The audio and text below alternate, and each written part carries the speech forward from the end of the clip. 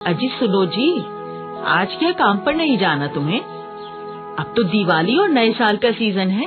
लोग अपने घरों का रंग रोगन करवाते हैं। अच्छा काम मिल जाएगा और पैसे भी अच्छे बन जाएंगे। अरे क्या करेंगे पैसे कमाकर? तुम ही बताओ शांति।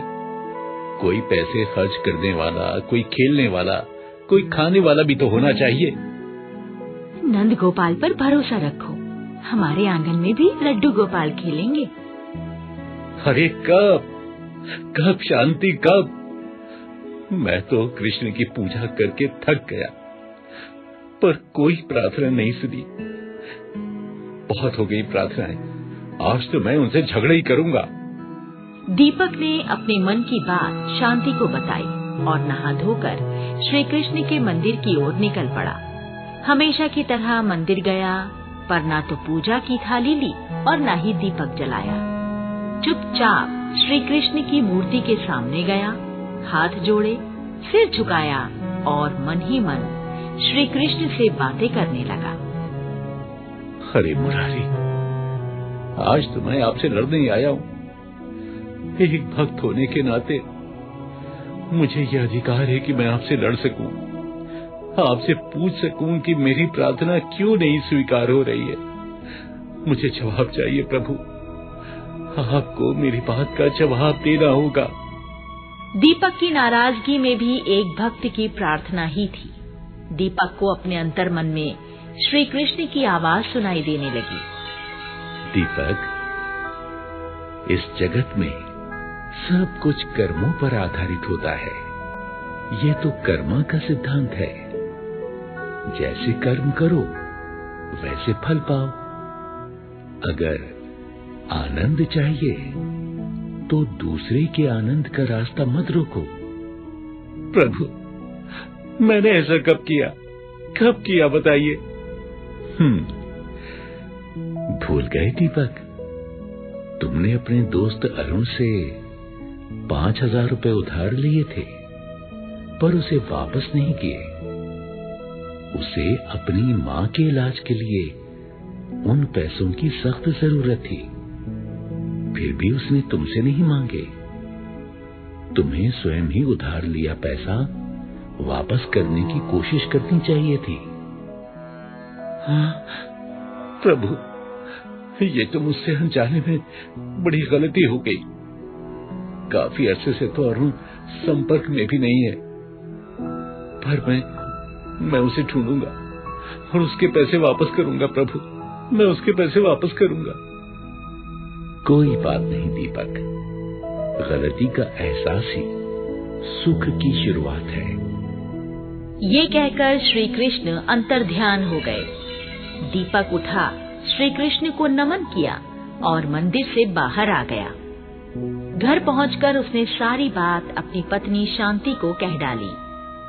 आपको 5,000 का जुगाड़ करके अपने दोस्त अरुण को वापस करने ही चाहिए। पर शांति, मेरे पास तो कुल मिलाकर 3,000 ही हो पाएंगे।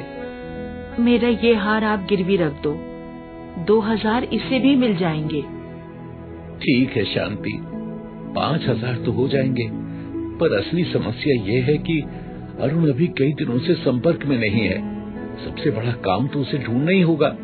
5,000 का इंतजाम करके दीपक ने अरुण को ढूंढने का काम शुरू किया। पहले तो वो भी उसी के साथ कूची और डिब्बा लेकर बैठा करता था, पर काफी दिनों से वो काम के लिए आया भी नहीं था और दीपक ने भी उसके बारे में जानने की कोई कोशिश नहीं की थी। क्या करूं, उसे कहाँ ढूंढूं? काश कभी मैं उसके घर हो ही आता तो कम से कम घर का पता तो होता। अरे हाँ, उस पूरी वाले से उसकी अच्छी पहचान थी, उसी से पूछता हूँ। दीपक अपने अड्डे के सामने के पूरी वाले के पास गया और उसे अरुण का हुलिया बताकर उसका अता पता जानने की कोशिश की। भैया देखो, तुम जिसकी बात कर रहे हो ना, वो यहाँ नाश्ता करने आया तो करता था, पर अभी काफी दिनों से आया नहीं है। उसकी तरफ मेरे कुछ पैसे भी निकलते हैं, तुम्हें मिले तो उसे बोल देना मेरे पैसे तो दे दे कम से कम। भैया, वो मेरा दोस्त था, उसके जो भी पैसे निकलते हैं वो अब मुझसे ले लो। दीपक ने अरुण का कर्जा चुकाया और सोचने लगा कि अब वो अरुण को कैसे और कहाँ ढूंढेगा। अरुण अक्सर बातों बातों में कहा करता था कि उसके गांव के आम बहुत मशहूर हैं और आम तो मलिहाबाद के ही मशहूर होते हैं। हाँ, वही उसका गांव है। उसके पास ही चौड़ा रास्ता नाम की जगह पर वो अपने घर का जिक्र किया करता था। अरे हाँ, याद आ गया, चौड़ा रास्ता। वहीं जाता हूँ, वहीं वो मिल जाएगा। यहाँ दिल्ली से बस पकड़कर निकल लेता हूँ। दीपक ने बस पकड़ी और मलिहाबाद के लिए निकल पड़ा। मलिहाबाद पहुंचकर उसने रिक्शा ली और चौड़ा रास्ता नाम की बस्ती की तरफ निकल गया। चौड़ा रास्ता पहुंचकर दीपक रिक्शा से उतरा और सोचने लगा, यहाँ किससे पूछूं? अरे हाँ, वो एक बड़ी उम्र की महिला बैठी है, उसी से पूछ लेता हूँ। दीपक उस महिला के पास पहुंचा। प्रणाम माई। प्रणाम प्रणाम, जीते रहो। माई, मैं यहाँ किसी को ढूंढने आया हूँ। किसे ढूंढने आए हो बेटा? माई, अरुण नाम है उसका। आप ही की तरह उसकी माँ भी है। मैं दिल्ली से यहाँ आया हूँ। अगर उसके बारे में कुछ पता चल जाए तो बड़ी मेहरबानी। क्या काम करता था? मकानों के रंग रोगन का माई। आपको तो पता है, हम मजदूर लोग सुबह सुबह किसी चौराहे पर बैठ जाते हैं, जिसे जरूरत होती है वो ले जाता है। वो भी मेरे साथ ही बैठा करता था। अरुण, रंग रोगन करने वाला? अरे मैं तो यहाँ कई बरसों से हूँ, पर इस तरह के किसी आदमी को नहीं जानती। अच्छा, ठीक है माई, चलता हूँ। प्रणाम। दीपक की आखिरी उम्मीद भी खत्म हो गई थी। अरुण का कर्जा उतरना बहुत जरूरी है, पर वो उतरेगा कैसे? घर चलता हूँ और शांति से बात करता हूँ।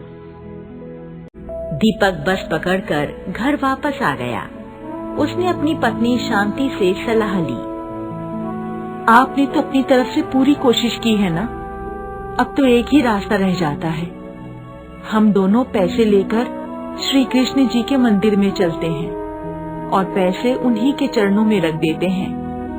जैसा शांति ने कहा था, दीपक ने वैसा ही किया। दोनों 5,000 रुपए लेकर श्री कृष्ण के मंदिर में गए और 5,000 रुपए मंदिर की हुंडी में डाल दिए। पैसे हुंडी में डालने के बाद दीपक ने आंखें बंद की और मन ही मन प्रार्थना करने लगा। प्रभु, मैंने अपनी ओर से सारी कोशिश कर ली, पर अरुण का पता नहीं चला। अब ये पैसे मैंने आपको सौंप दिए हैं, आप ही उसके पास पहुंचा देना।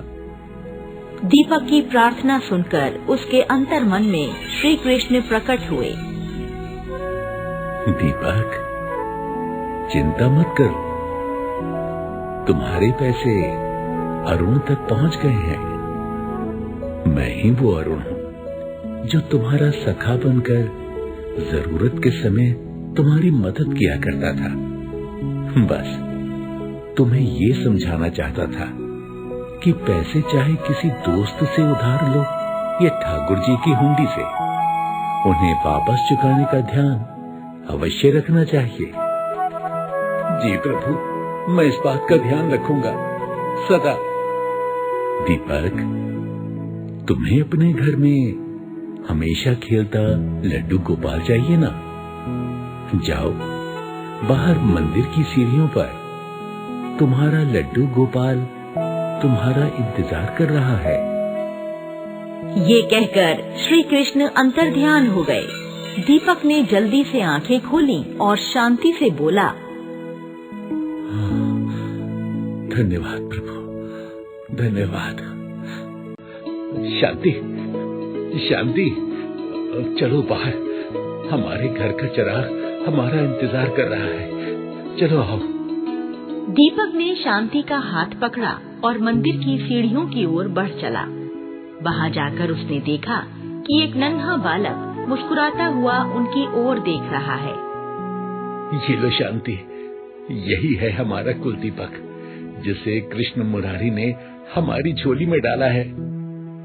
पर ये तो किसी और का लाल है, इसकी माँ तो कोई और होगी। तभी वहाँ दिव्य रोशनी के साथ श्री कृष्ण प्रकट हुए। शांति, मुझे भी तो देवकी माँ ने जन्म दिया था, पर पाला था यशोदा माँ ने। आज भी ऐसे कई बच्चे हैं जो अपनी देवकी माँ से बिछुड़ गए हैं और अपनी अपनी यशोदा माँ का इंतजार कर रहे हैं। यशोदा माँ को आगे बढ़कर उन्हें अपनाना है और उनके साथ अपने जीवन में भी उजाला लाना है। प्रभु, मैं इसकी यशोदा माँ बनूंगी। शांति ने उस बालक को उठाकर अपने गले लगाया और घर ले आई। दीपक और शांति के घर में रंग बिरंगे उत्सव शुरू हो गए।